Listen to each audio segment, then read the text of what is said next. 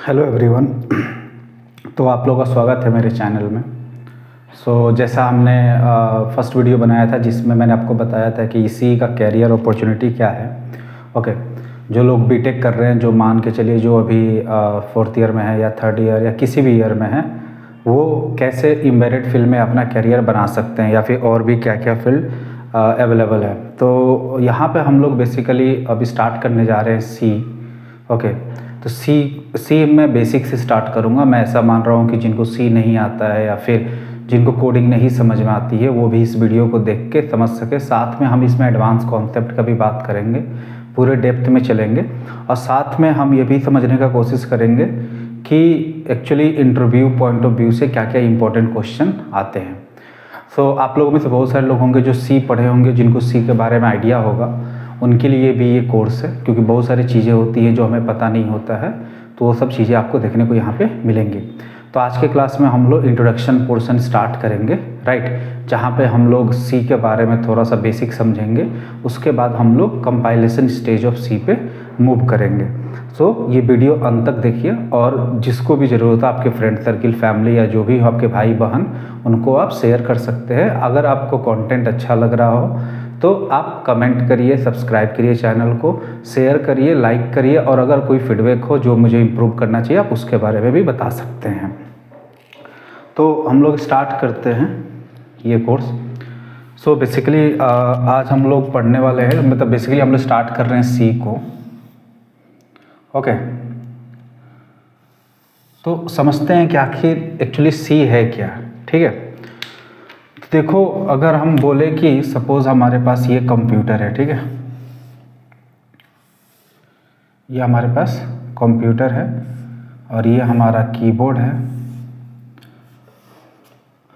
और ये हमारा सीपीयू है, ये हमारा मॉनिटर, इसको बोलोगे मॉनिटर है, ये हमारा कीबोर्ड है और ये हमारा माउस है। तो हमेशा बोलते हैं कि हम कंप्यूटर को यूज करते हैं जितने भी ज़्यादा कैलकुलेटिव वाले वर्क हैं या फिर किसी भी काम को ज़्यादा इफ़िशिएंट वे में और ज़्यादा फास्ट वे में करवाना अगर हमें है तो हम कंप्यूटर का यूज करते हैं, जहाँ पे सीपीयू जो होता है वो कंप्यूटर का ब्रेन होता है। सभी को पता है कि सीपीयू का फुल फॉर्म होता है सेंट्रल प्रोसेसिंग यूनिट। जितनी भी चीज़ें एग्जीक्यूट होती हैं या फिर किसको क्या काम करना है, कैसे करना है, वो सीपीयू मैनेज करता है। बट बात समझने वाली ये है ना कि सीपीयू अपने आप कुछ नहीं कर सकता है। ओके, सीपीयू एक खाली डब्बे की तरह है जिसको जब तक आप बताओ ना, जब तक आप उसको इंस्ट्रक्शन ना दो तब तक वो कुछ नहीं करेगा। मतलब ऐसे एग्जांपल समझो कि अगर हमारी एक फैमिली है, ठीक है, जिसमें एक लड़का है और वो लड़का या लड़की जो भी है वो इतने भोले हैं, इतने सीधे हैं कि वो कोई भी काम बिना अपने पेरेंट्स के इंस्ट्रक्शन के नहीं करते हैं, या फिर जब तक कोई कुछ उनको बताए नहीं कि क्या करना है, कैसे करना है, वो काम को नहीं कर पाते हैं, राइट। लेकिन जब उन्हें कोई काम दिया जाता है, बताया जाता है, तो वो उस काम को बहुत ही ज़्यादा इफ़िशिएंट वे में और फास्ट वे में करते हैं। तो उसी तरीके से हमारा सीपीयू होता है। तो सीपीयू को मतलब अगर कुछ हमें बताना है कि तुम्हें भाई ये करना है काम और ऐसे करना है, तो उसको हम अपने लोकल लैंग्वेज में नहीं बता सकते या नॉर्मली ह्यूमन लैंग्वेज में उसे हम बताएंगे तो उसे नहीं समझ में आएगा। ठीक है, अगर हम उसको बोलेंगे कि तुम एक काम करो, तुम ये 2 नंबर लो, उसको ऐड कर दो, जोड़ दो, तो ये बात अगर हम ऐसे हिंदी में बोल रहे हैं तो कंप्यूटर या फिर सीपीयू नहीं समझेगा कि क्या यूजर क्या चाहता है। जो सीपीयू होता है वो समझता है मशीन लैंग्वेज को। ठीक है, मशीन लैंग्वेज में जनरली ये समझता है बाइनरी लैंग्वेज को। तो यहाँ पे प्रॉब्लम क्या है कि सीपीयू अंडरस्टैंड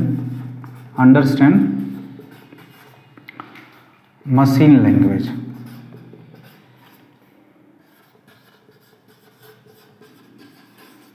ओके, जैसे बाइनरी हम बोल सकते हैं, तो बाइनरी लैंग्वेज को ये समझता है लाइक 0 1 1 1 0 0 डॉट डॉट डॉट। तो अब दिक्कत क्या है कि अब ये लैंग्वेज हम नहीं समझते हैं, इट मीन्स ह्यूमन समझता है लेकिन इफ़िशिएंट वे में, या फिर अगर उसको बोला जाए कि तुम्हें पूरा अपने टास्क को सीपीयू को बताना है बाइनरी लैंग्वेज में, ये पॉसिबल नहीं है समझाना एक ह्यूमन को, ठीक है। और मशीन को ह्यूमन का भाषा समझ में नहीं आता है। तो अब इस चीज़ को सॉल्व करने के लिए क्या आया, इस चीज़ को सॉल्व करने के लिए प्रोग्रामिंग लैंग्वेजेस आए, ठीक है। ऐसा बोला गया कि प्रोग्रामिंग लैंग्वेजेस को ऐसा बनाया गया कि ह्यूमन नॉर्मल जनरल जो इंग्लिश के जो कीवर्ड होते हैं उनका यूज़ करके, ओके, उनका यूज करके, सिंटेक्स यूज करके वो अपनी बातें बताते हैं सीपीयू को, और सीपीयू जो होता है वो उसको एग्जीक्यूट करता है। तो जब हम किसी भी इंस्ट्रक्शन को अपने इंग्लिश या फिर एक ह्यूमन रीडेबल लैंग्वेज में जो हम लिखते हैं उसको मशीन लैंग्वेज में पहले कन्वर्ट किया जाता है। जो कंपाइलर्स होते हैं वो उस प्रोग्राम को किस में कन्वर्ट करते हैं, मशीन लैंग्वेज में कन्वर्ट करते हैं, और वो फिर जाके सीपीयू में एग्जीक्यूट होता है। तो सीपीयू समझता है ओके मुझे ये काम परफॉर्म करना है। अंडरस्टैंड। तो अब बात ये आ रहा है कि हमने बोला कि प्रोग्रामिंग,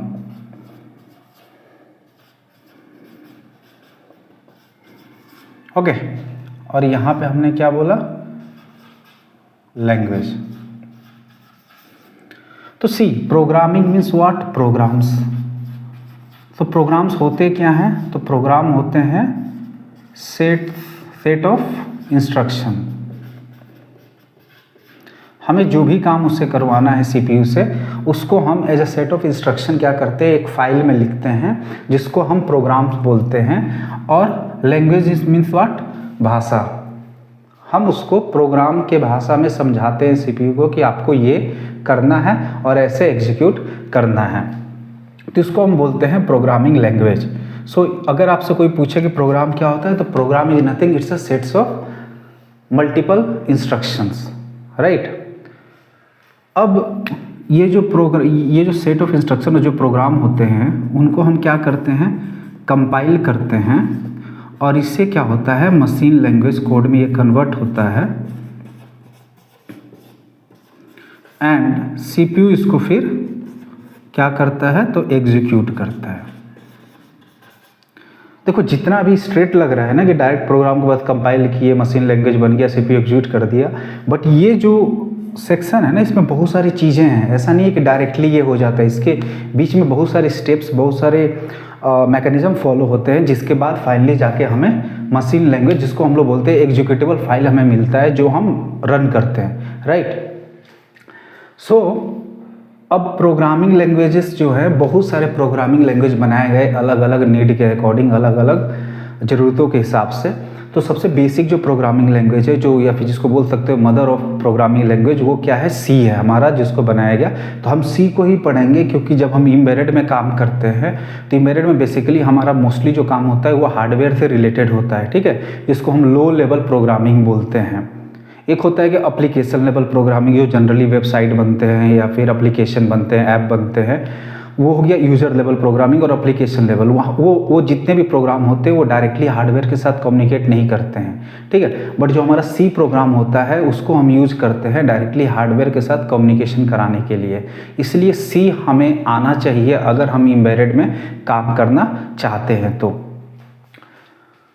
सो हम यहाँ पे बात करेंगे सी के बारे में। तो आई होप आप लोग को ये समझ में आ रहा होगा कि मैं बताना क्या चाह रहा हूँ। तो programming language is what, programming language is medium और way through which we instruct a CPU what to do and how to do, right.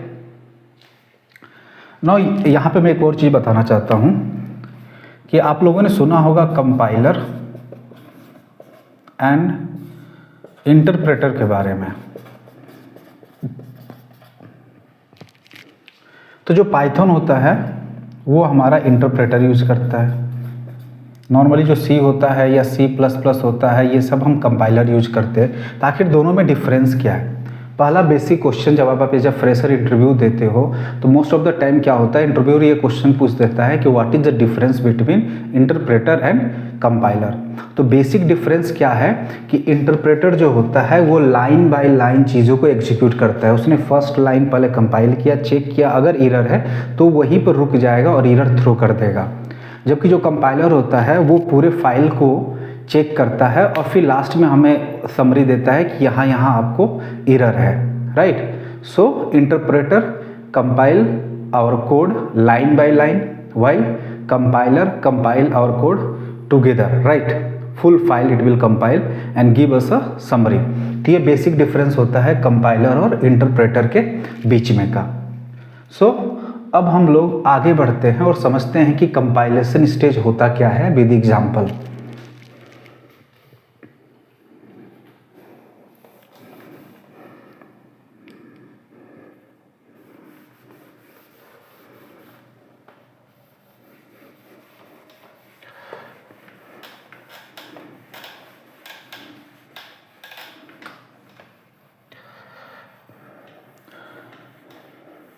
देखो, जब आप लोग बीटेक में एडमिशन लेते हो वहाँ पर भी जो पहला प्रोग्रामिंग लैंग्वेज जो पढ़ाया जाता है वो क्या होता है, सी ही स्टार्ट किया जाता है, क्योंकि अगर आप सी को समझ गए तो आप लॉजिक बिल्डिंग करना समझ गए। उसके बाद से आप उसके ऊपर आप जावा पढ़ो, पाइथन पढ़ो, या फिर आप CPP पढ़ो, C++ पढ़ो, जो भी पढ़ना है पढ़ो, बट सी सभी को एटलीस्ट आना चाहिए।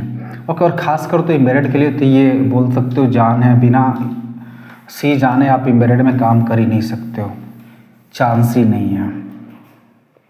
सो हमें यहाँ कंपाइलेशन इसलिए समझना बहुत ज़्यादा इम्पोर्टेंट है।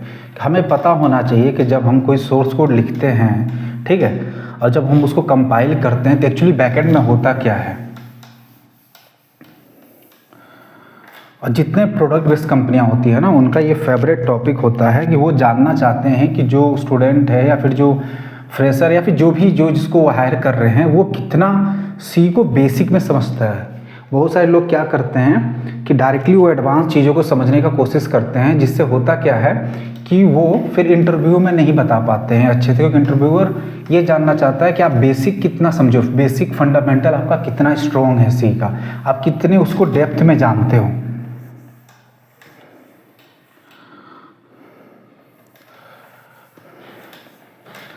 सो हम यहाँ स्टार्ट करते हैं कंपाइलेशन स्टेज। ओके,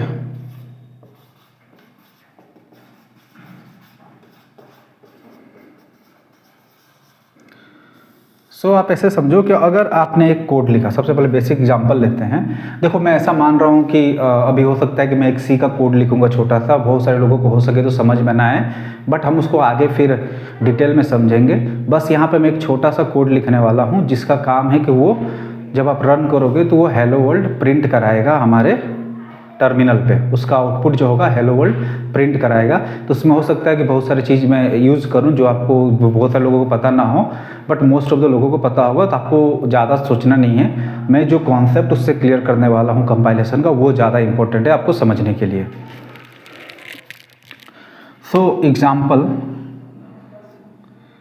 सबसे पहले हम क्या करेंगे, हम मान के चलो एक फाइल बना रहे हैं हेलो वर्ल्ड .c करके। .c क्यों? क्योंकि जितने भी सी फाइल होते हैं उनका एक्सटेंशन जो होता है वो .c होता है। तो हम यहाँ पे लिखेंगे क्या, हैज़ इंक्लूड स्टूडियो .h, ठीक है। और यहाँ पर हम क्या कर रहे हैं, हम यहाँ पे चलो एक मैक्रो डिफाइन कर रहे हैं। अब मैक्रो क्या होता है हम सब उसके बारे में बात करेंगे। ओके, उसके लिए आप वरी मत करना। तो डिफाइन पाई 3.14 इंट मेन कर्ली ब्रैकेट, यहाँ पे हम मैसेज प्रिंट करा रहे हैं, मैसेज, और बोल सकते हो कि मैं इसका वैल्यू प्रिंट कराना चाहता हूँ, ठीक है।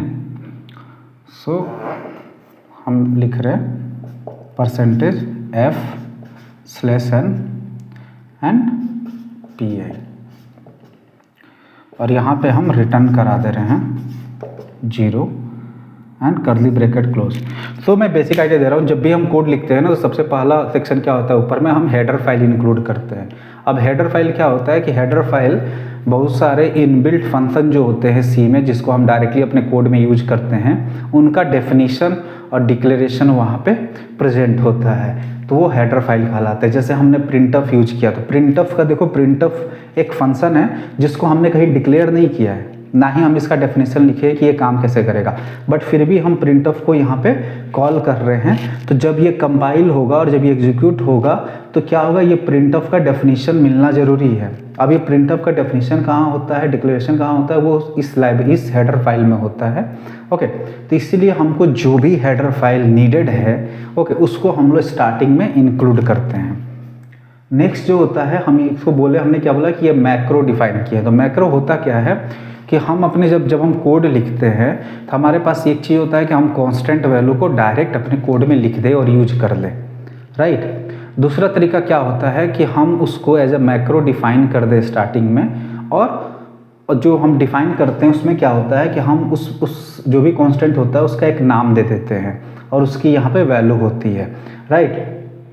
अब ये जैसे सपोज करो कि मेरे को पाई लिखना था, तो मैं पाई का डायरेक्ट वैल्यू भी लिख सकता था, लेकिन अगर मैं इसको एज मैक्रो लिख दिया तो इसका फ़ायदा क्या होता है, जैसे मान के चलो कि मेरा एक फाइल है, एक कोड है जो कि 1000 लाइन का कोड है, और उसमें मान के चलो 20 से 25 जगह मैंने पाई का वैल्यू यूज किया है। तो अगर हम हर जगह कांस्टेंट वैल्यू अगर हम रखते हैं, ठीक है, तो अभी मान के चलो कि हमने पाई का वैल्यू 3.14 मल्टीपल जगह रख दी है।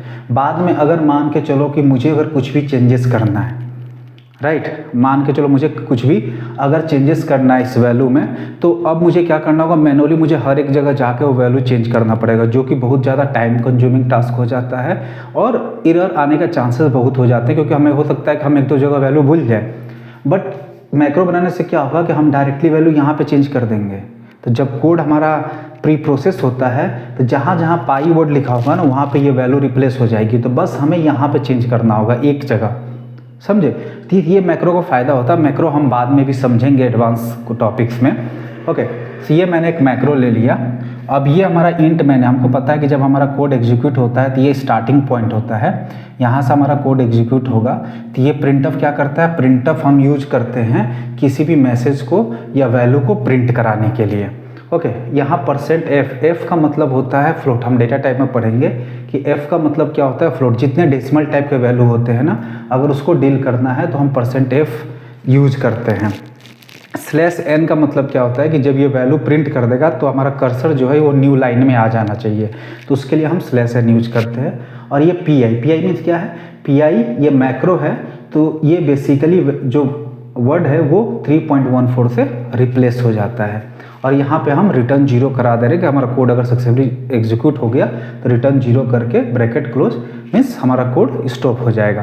तो ये मैंने एक बेसिक से एग्जांपल लिया है। अब इसको हम समझते हैं कंपाइलेशन के सिनेरियो में। तो जब हम इसको कंपाइल कैसे करते हैं, एक तो एक visualstudio.com जब आप यूज करते हो तो आप उसमें कंपाइल कर दोगे, ठीक। मैं यहाँ बता रहा हूँ लिनक्स के सिनेरियो में, क्योंकि देखो जब आप एम्बेडेड में काम करोगे ना तो आपके पास मोस्टली जो लैपटॉप होते हैं जिसमें आपको काम करना रहता है वो लिनक्स होता है, ठीक है। उबंटू ऑपरेटिंग सिस्टम उसमें होती है।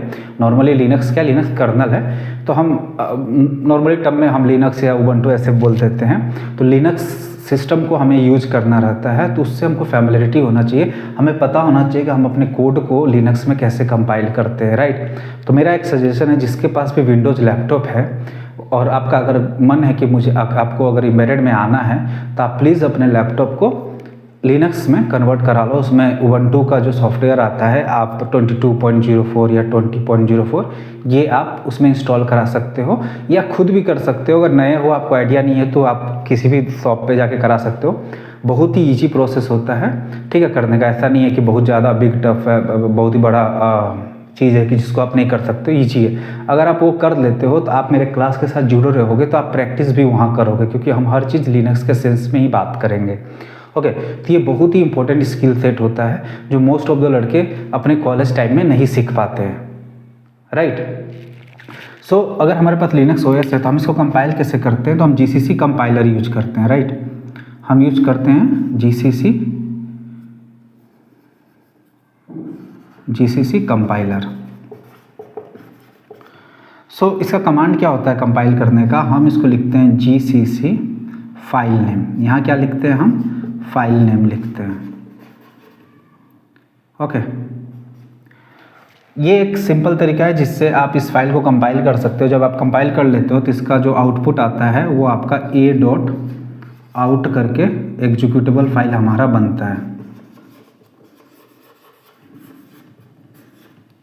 ओके दूसरा तरीका क्या है कि देखो ये तो ए डाउट जो हो गया, जो हमारा एग्जीक्यूटेबल फाइल बन रहा है, हम उसका कोई नाम यहाँ पे नहीं दे रहे हैं, तो बाय डिफ़ॉल्ट जो नेम होता है ए डॉट आउट वो हमारा कंपाइलर जनरेट करके दे देता है। अगर किसी को ये है कि मुझे तो अपना कस्टम एग्जीक्यूटेबल फाइल का नाम रखना है, जैसे कि मुझे ए डॉट आउट पसंद नहीं है, तो मैं इसको कंपाइल होने के बाद जो हमारा एग्जीक्यूटेबल फाइल बनेगा हम उसका खुद का नाम देना चाहते हैं, तो उसके लिए आप क्या कर सकते हैं, आप उसके लिए लिखोगे GCC, ओके, फाइल नेम दे दो यहाँ पे,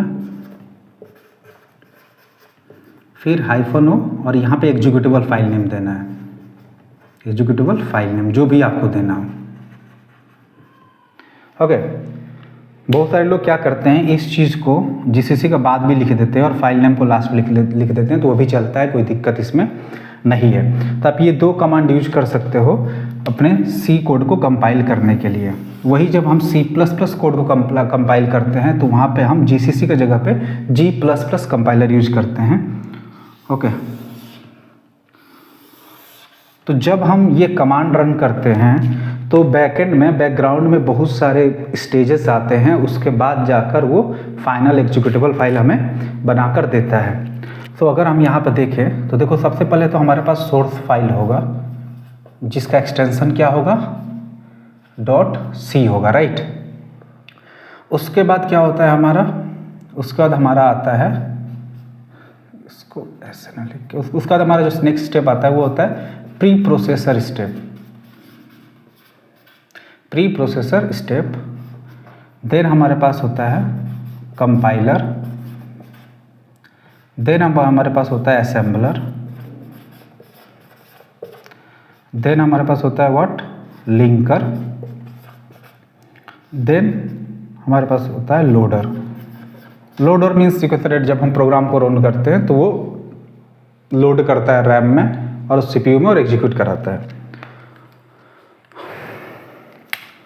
सो ये हमारे स्टेजेस हैं जो कि एग्जीक्यूट होते हैं।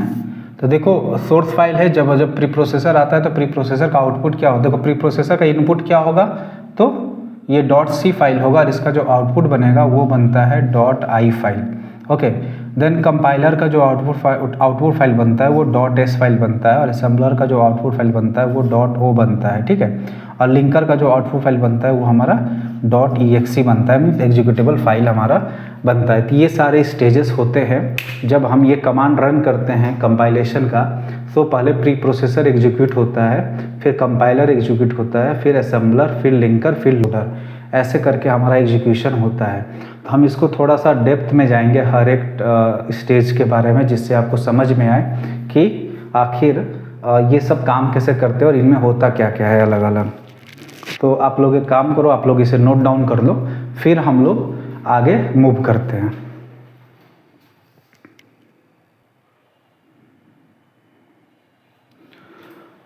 सो आई होप आप लोगों ने नोट डाउन कर लिया होगा।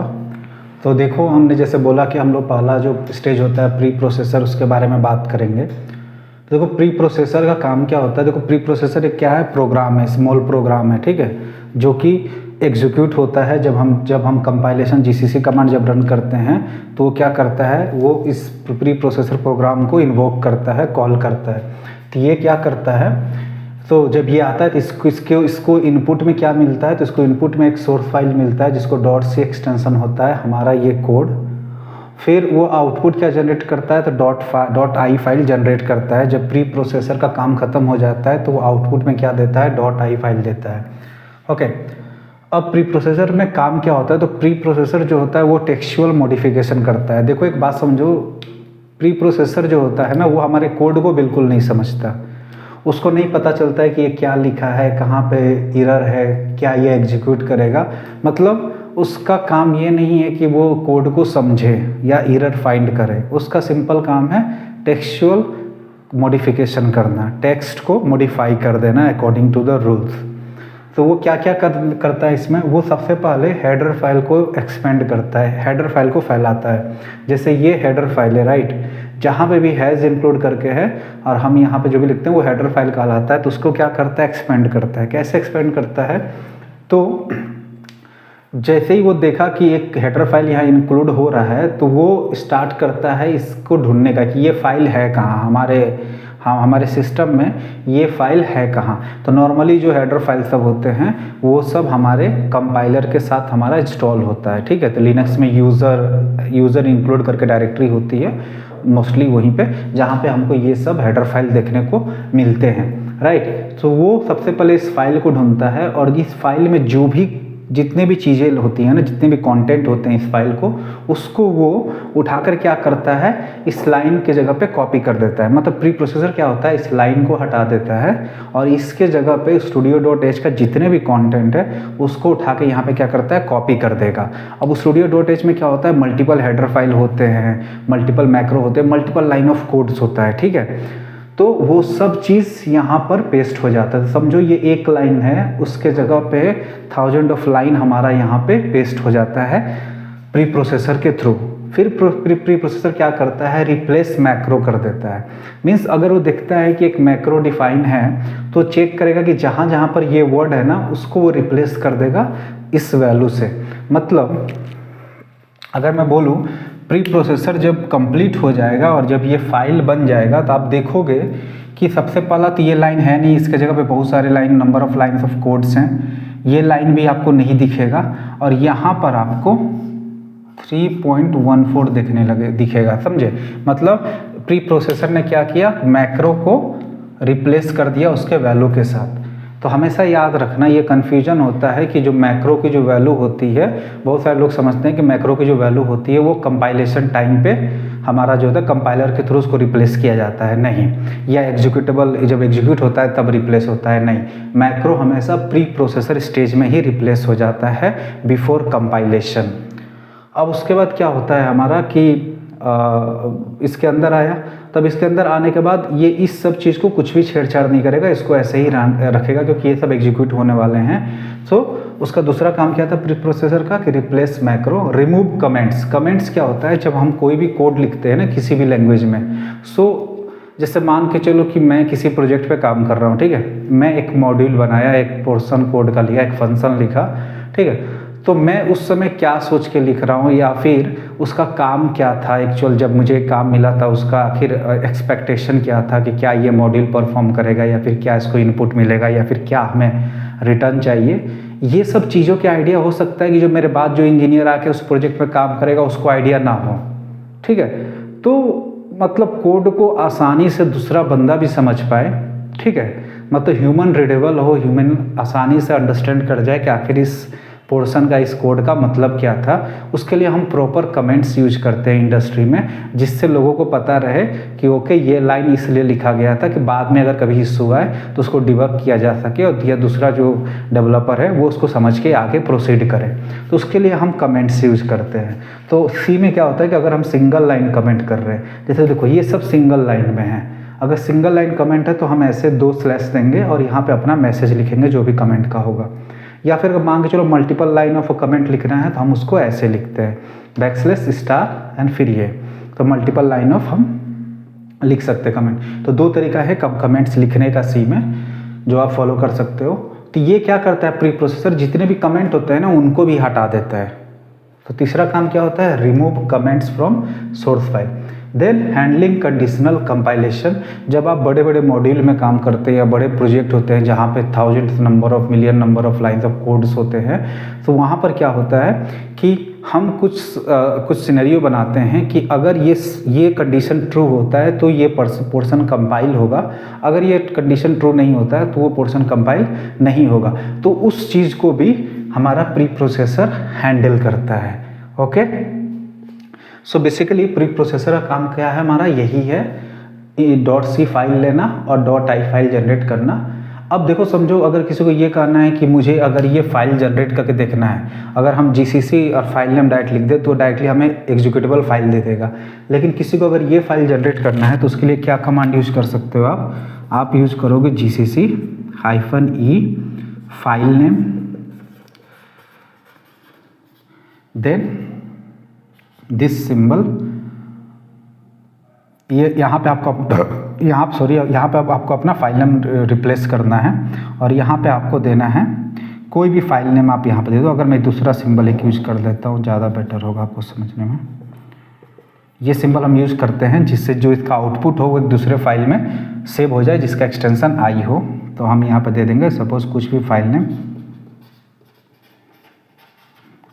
2.i। ओके, तो जब हमारा ये कमांड एग्जीक्यूट होगा तो हमें क्या मिलेगा, ये बस केवल हमारा बेसिकली क्या करेगा, ये प्री प्रोसेसर स्टेज को कंपाइल करेगा और हमें फाइल नेम 2.i के नाम से एक एक्सटेंशन फाइल दे देगा। आप जो भी यहाँ नाम दोगे उस नाम से हमारा .i फाइल जनरेट हो जाता है। फिर आप उसको ओपन करके देखोगे, सबसे लास्ट में आप देखोगे कि ये सेक्शन वहाँ रहेगा और वहाँ पर ये पाई के जगह पे 3.14 वैल्यू लिखा होगा। ये हेडर फाइल आपको देखने को नहीं मिलेंगे, इसके जगह पे आपको multiple number of line of codes दिखने को मिलेंगे। तो जहाँ सी में हमारे पास यहाँ पे 5 लाइन्स ऑफ कोड है, 5 to 6 लाइन ऑफ कोड है, वही जब आई फाइल बनता है वहाँ million number of lines of code हमारा बन जाता है, बहुत बड़ा फाइल बन जाता है, राइट। ये हमारा प्री प्रोसेसर के बारे में जानकारी रहा।